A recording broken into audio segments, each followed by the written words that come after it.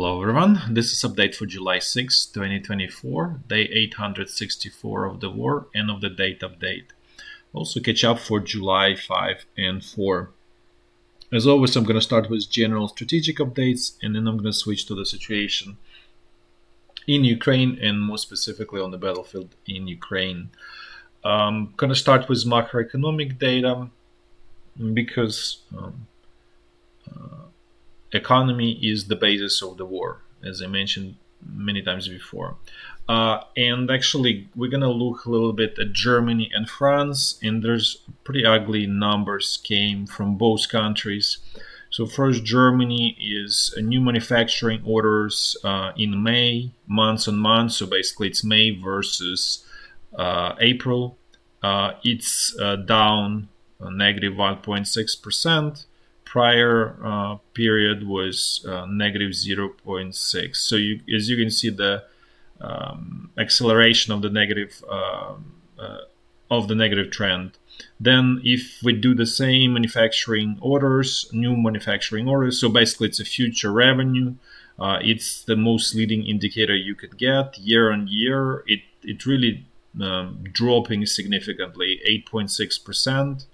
Versus in April it was negative 1.8%. So as you can see, there's something serious happening in German industry, meaning we all know that there is a problem there, right? Because of the war on conventional energy in Germany. That was the most probably place was the most aggressive war on conventional energy, and so.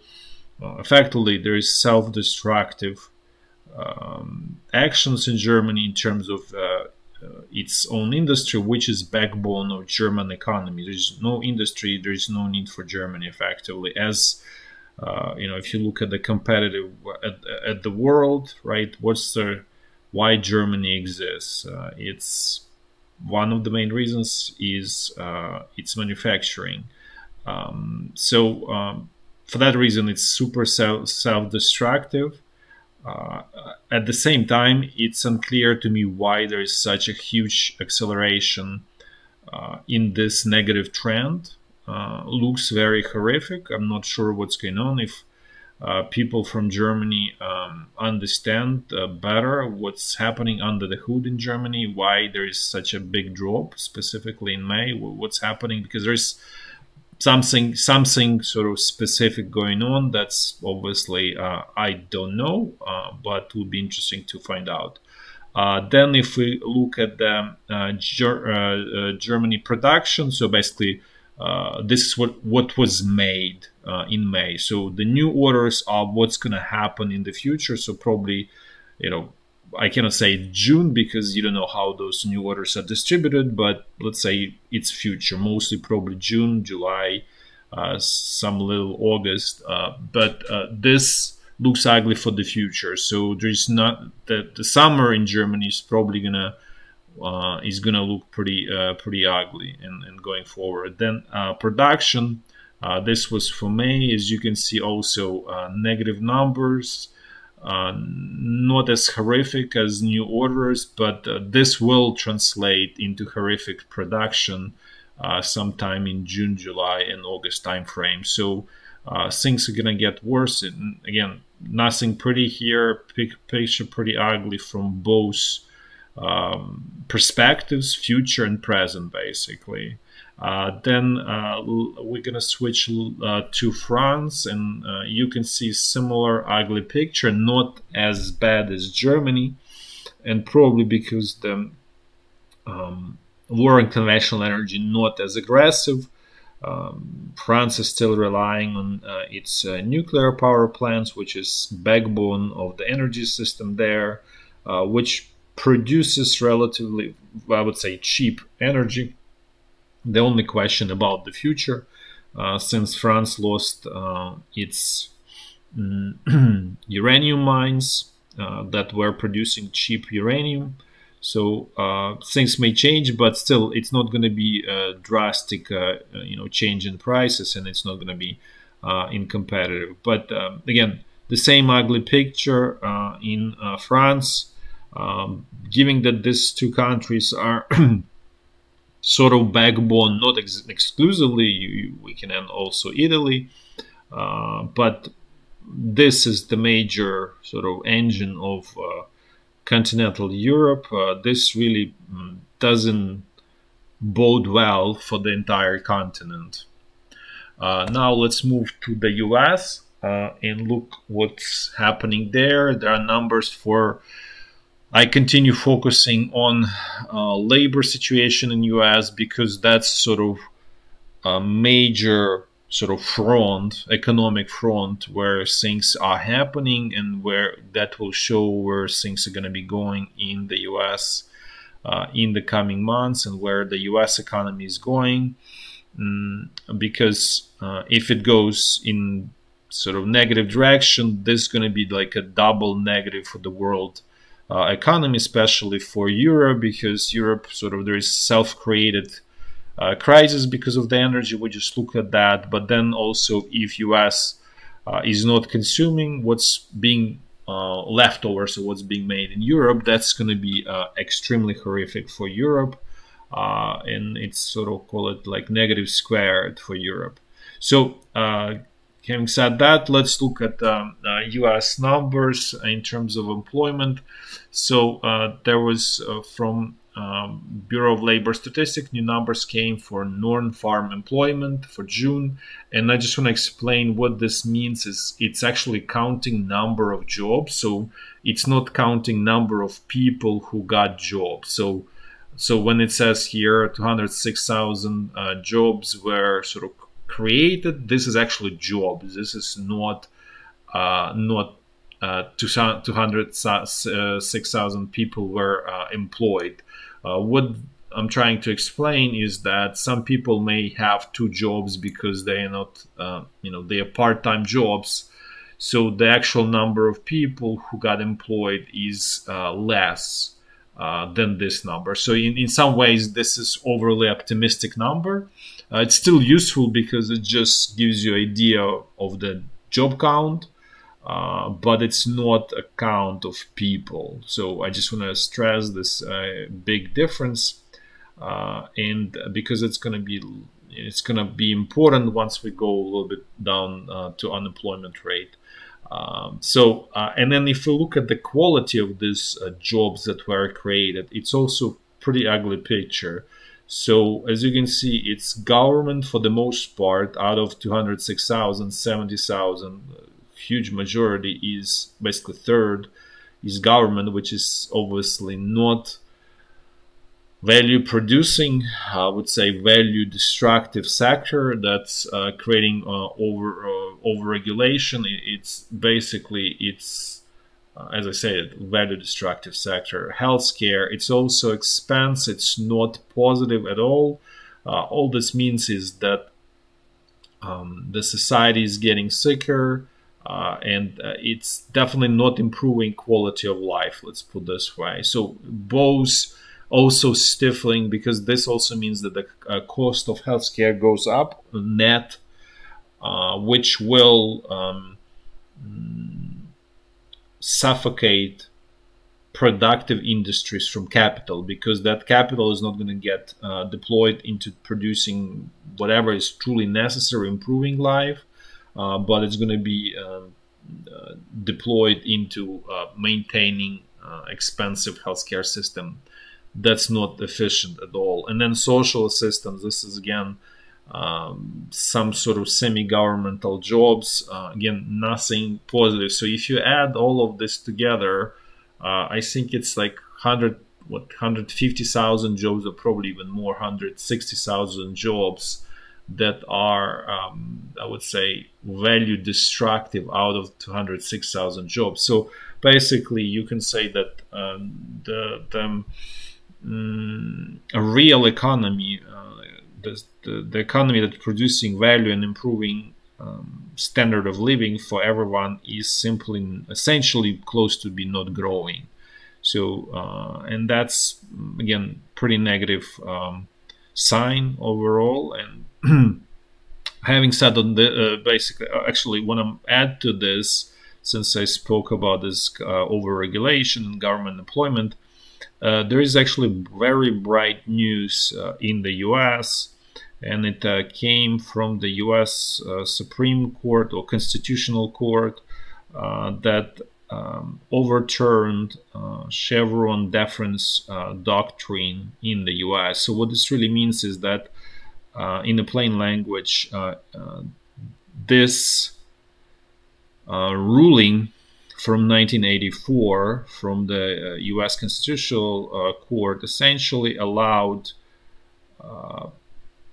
bureaucrats to write the laws or write the rules, and so the parliament essentially was happy to defer any lawmaking authority to these bureaucrats who were basically writing rules in their own interest from a perspective of bureaucracy, and who knows what else, probably also some corrupt interests and also simply just overregulation. And that led to extreme growth of the administrative state in the US since 1984. That was essentially destroying US from within, and probably one of the major reasons why US became so uncompetitive relative to the rest of the world. So this is very positive development in the US. It's not going to be immediately positive. It's going to be long term, but it's going to be very powerful over a long period of time. So there is no sort of solution for at the moment for anything in this case, but there is hope. Well, it's not even hope, but it's actually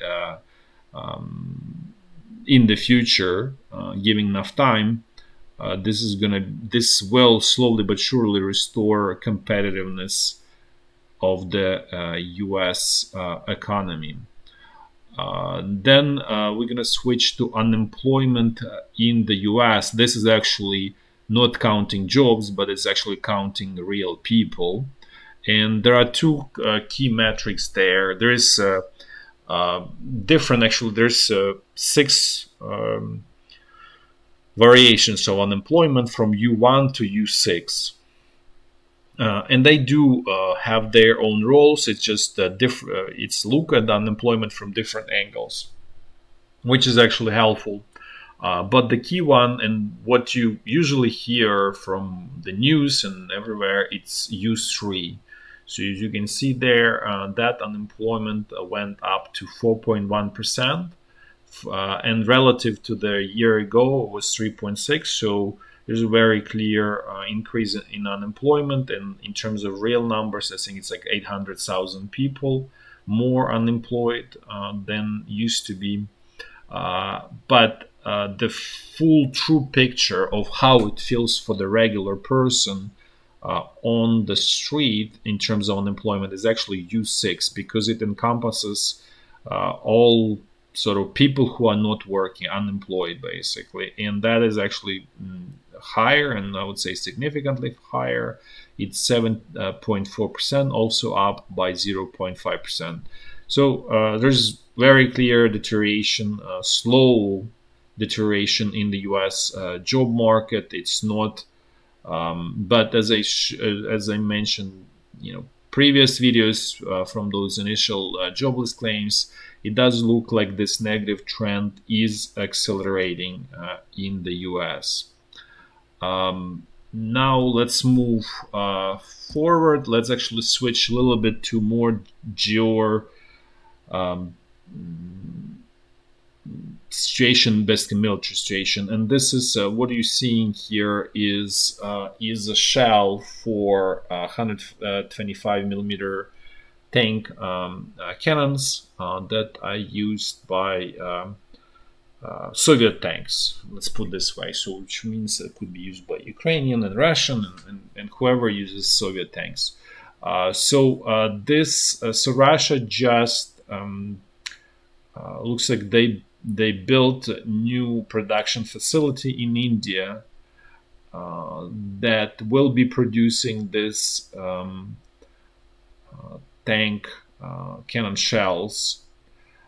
And the reason I'm mentioning this is because I mentioned before that Russia has severe shortage of labor and general inflation because of the militarization of the economy, where all available resources are being channeled into the sort of war effort, production, everything, support, people in the army, and so on. So this creates huge inflationary pressure. So what Russian government cleverly figured out that they can actually outsource some of the production to other countries, in India in this case, and the way where obviously the labor is lower and generally manufacturing is lower cost and everything. The other important part here, if you recall, probably long time ago, was probably like February, March, or even January 23, I mentioned that Russia got stuck with like 20, 30, 40 billion US dollars of its own money that they exported to India, but they cannot import anything because there is nothing useful for Russia there. So they got stuck with that money in basically Indian banks. And so this is probably one of the options how to solve that problem, is that India will be producing those shells and exporting them to Russia. And so that's this is what I mentioned, very clever strategy by Russian, let's say, military and obviously political top, where they will be able to extract that money back and actually will continue the business, because the initial phase, it's sort of like in a way kind of like a barter trade, very multi-step, where Russia exports crude oil to India. India buys that, but Russia cannot buy. Russia earns Indian rupees, but obviously there's not enough interesting things in India to buy. So this is going to be addition to those interesting things that Russia can get in return from India. I would not be surprised if down the road there will be other shells or whatever else that can be outsourced to be produced in India by Russia. Now let's move a little bit sort of in a similar direction, but this time it's Belarus, and there is Chinese troops in Belarus, as you can see. They're gonna do 10 days military exercise there. The nature of exercise unclear what it is, but it's very clear that there is some Chinese detachment. I don't know if anyone has ideas. It looks like they have this the brown and green patches. Don't know anything about Chinese military, so if anyone knows what that really means, what kind of part of what branch of Chinese military it is, that would be interesting. Feel free to write in comments what that is. But probably the way China sees this is a sort of forward bridgehead in Europe, which is effectively Belarus is becoming for China. So the China can eventually down the road probably hopes to project its influence in Europe through Belarus. Now, and obviously this highlights this whole cooperation between three powers. And for those who don't know or knew, Belarus is essentially extension of Russia. It's basically two sides of the same coin, and effectively it's one country. A little bit more on Belarus and sort of war preparation effort there. So as you can see, there is a lot of military training for relatively, some really young children, as you can see, and they getting sort of acquainted with was all things military basically, and as you can see, they're learning how to evacuate wounded, how to disassemble AKs, and so on. So there's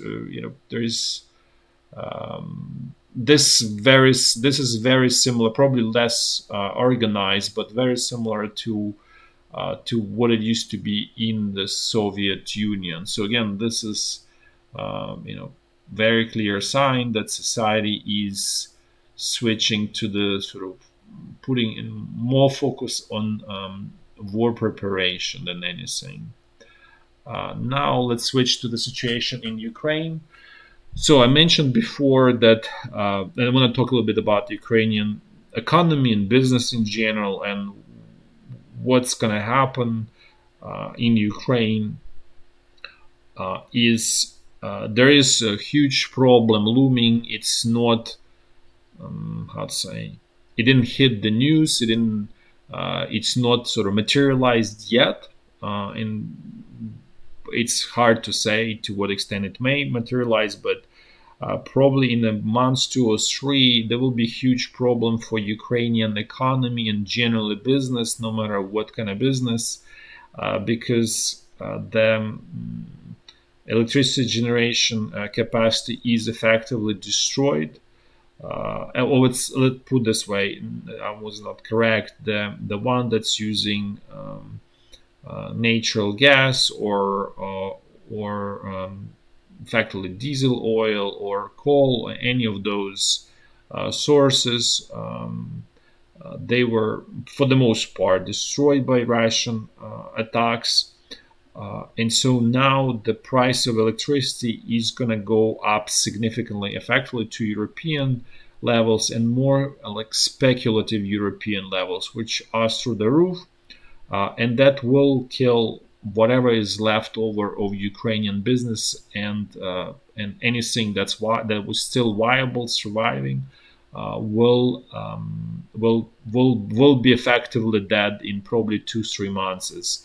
And some signs of that are already showing up. For example, one of the largest Ukrainian steel mill, which is in Kryvyi Rih, which is here, as you can see, they effectively telling Ukrainian government, if the increase in electricity prices is going to happen, they will have to shut it down. And this is the most cost competitive producer in Ukraine and in general on the world market. They basically super competitive, and even they cannot survive with this increased electricity level prices. And so this is going to be much more worse for less competitive companies and businesses, that most of them are, obviously, because this is the most positive case in terms of competitiveness. So as you can imagine, average businesses is going to be dying like flies, and effectively that will in due course will completely destroy any significant source of revenue for Ukrainian government. So the only meaningful source of revenue will be just basically redistribution of the financial aid that Ukraine gets, and that's basically then distributed to the military, and then that effectively is being distributed to importers of sort of goods, and then they pay taxes on that. So effectively there will be close to zero productive economy or real economy in Ukraine. So at that point, everything is going to be super relying on external financial aid, and that's going to lead to basically like domino effects. So first is going to be dying this major sectors of the economy, but eventually it will hit even sort of sectors that are less dependent on electricity, such as agriculture and IT as well. So it will be basically economic disaster, and I it's going to be questionable if it's probably impossible to avert, basically, because you simply don't have generation capacity. No matter what, Ukraine still does have the nuclear power plants, and they do cover significant portion, but they simply the system is basically not balanced, and it's just and it's just not it's not viable in the long run, and things gonna get only worse as the cold season will come, and where the demand for electricity will go from average consumers, which already Ukrainian government basically stated to citizens, save yourself, nobody's gonna help you figure out. Go to the village, find some abandoned houses there, and try to get the wood, and try to survive. So basically, it's in some ways you can say it's disintegration of society. This is going to be a huge experiment that Ukraine probably will be going through in the cold season, and that starts roughly end of September, let's say really October. So that would be, we'll see what's going to happen there, but it may mean that there will be a flood of refugees going back to Europe, because some people did return, not everybody obviously, especially men did not return for the most part, but still there will be, additional squeeze of people out of Ukraine, and it's even unclear how it's going to play out politically. May lead to large-scale protests in Ukraine, given especially that Ukrainian president doesn't have legitimacy. That will make him extremely vulnerable in this situation. Now I'm going to switch to walk through the situation on the front line. So first, in a clockwise fashion, as I always do, and then first I'm going to the situation along the state border remains more or less the same. There was some, again, incursion of Russian probing group into Ukrainian village in basically almost like straight north of Kharkiv. But again, this is more of a distraction. There's nothing meaningful happening there. Now let's jump to the situation northeast of Kharkiv. Things really stabilized. Ukrainian forces don't have enough resources to finish the squeeze of Russian troops, and Russian side does not have resources to do anything major. As mentioned before, this was really, even though it was military move, but it was truly in its nature political move by the Russian, apparently political top, and just basically military just executed that same. So things, again, stabilized here, nothing really major happening at this point. Now let's move to the situation on the North Lugansk section of the front line. Things here remain also more or less the same pressure by Russian side in the same area. They making slow advances, but really nothing major happened. No major like village or anything captured. So basically, even though the front line looks static, but it's slowly but surely moving in a negative direction for Ukrainian side. It's just a small size. Now let's move to the situation on the north Donbass section of the front line. Things here also the same kind of idea. Russian pressure, slow loss of small amounts of territory. Here it's definitely much more stable, much more better than, I would say, probably most of the other sectors of the front line. In the southern sector, as mentioned before, Ukrainian command evacuated everything east of this Siversky Donetsk freshwater channel, and basically Russian troops need time to regroup and think what to do, because even though Russian troops sort of approach Chasiv Yar at this point, it's a frontal approach that if Russian troops will continue, it will just lead to significant losses that basically return on those losses is disastrous, essentially. And so it remains to be seen what Russian command will decide to do here. But so far, there's really they are not in good situation, generally speaking, to continue attacks. They probably will, but it's just going to be extra drag that they're going to have to deal with here. Now let's move to the situation on central Donbass front line. So things here are more or less the same. No major losses by Ukrainian troops, but it's basically they are in the works. So doesn't mean that the front line is stable. There is strong Russian pressure essentially on the entire front line, starting from Novoalexandrivka. Russian troops are actively attacking this village with Dvezhenka, and I'll explain in a few minutes, in a few seconds probably, why. And then initiating fighting for Yevhenivka, who actually made some advances in this village. So technically this map is probably not perfectly correct because Russian troops are already in Yevhenivka. And then there are reports that Ukrainian forces evacuated this sort of peninsular, if we can call it, South Snobrodivka. Don't have full confirmation, but it's inevitable. Even if it's not happening at the moment, it's going to happen very soon, because essentially there's no much Ukrainian command can do here.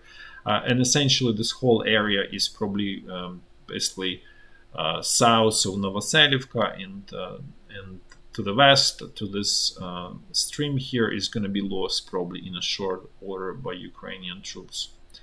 And the reason, now going back to what I was mentioning about this village with Dvezhenka, so this is this area where Russian troops are trying to get to this road, Pokrovsk, I think Konstantinivka. This being presented as some kind of like breakthrough or some major road that Ukrainian defenses will collapse if Russian troops will come closer or something like that. It's absolutely false. This does not have any significant strategic meaning, this road, because there are other roads up north that allow to supply. So yes, it's going to be definitely net negative, because obviously you lose road, you lose one of many supply routes, but it's just one of many. And so this is not by itself a problem, despite it's being sort of pushed by Russian propaganda that it is.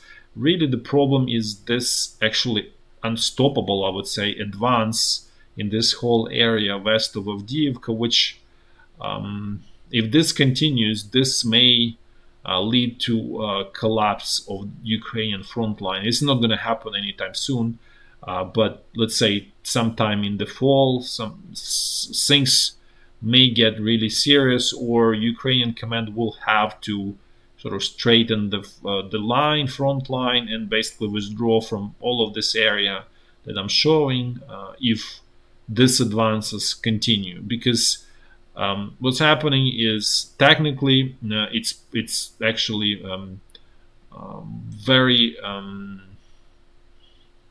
good situation for counterattack on the flanks of this Russian salient, but as I mentioned before, Ukrainian forces are simply not capable of executing any sort of offensive, any attacks. So this is not going to happen, and so then the sort of path of least resistance that Russian troops will continue their squeeze towards west, and that will eventually put Ukrainian forces in very difficult position south of it, where there probably will be need for large-scale withdrawal. Again, this is not happening anytime soon, but things. This is where there is a strategic long-term problem. I just want to highlight that this road is completely not an issue or not a question.